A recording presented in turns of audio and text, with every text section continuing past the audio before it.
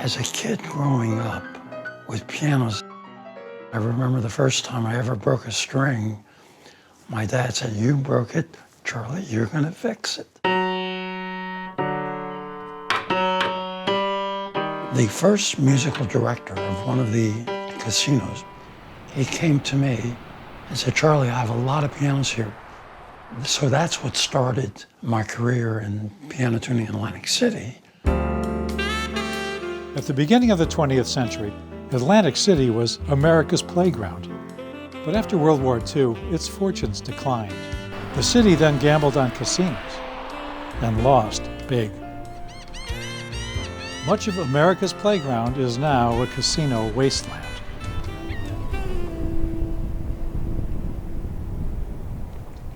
This building is not just walls. This building is a cross-section of my life.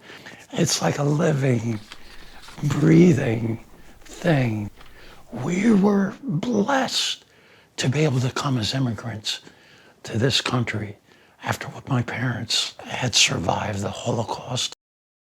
And the idea of actually owning something that we couldn't be thrown out of was huge. But maybe Charlie could be thrown out. In 2014, a state judge ruled the Casino Reinvestment Development Authority could seize Charlie's home, using the state's power of eminent domain. And you have 45 days to vacate, and that it would be bulldozed as all the other buildings right next to me had been bulldozed. Does the public use provision of the Fifth Amendment have any meaning whatsoever? And the Supreme Court's answer by a 5-4 vote was effectively no. The Constitution provides that private property may be taken for a public use with just compensation paid. But the Supreme Court rewrote public use to read public purpose, which is much broader. And the thing that was crazy in the Birnbaum case is they weren't even sure exactly what they were going to use it for or when they were going to use it. They said, "We don't have to give you an answer." I'm thinking, where do we live? Is this Russia? Is this North Korea? It's just a naked abuse of government power. So Charlie went to court.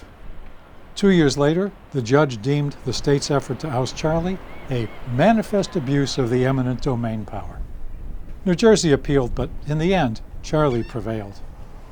In the infamous case of Kelo versus New London, Suzette Kelo wasn't so lucky.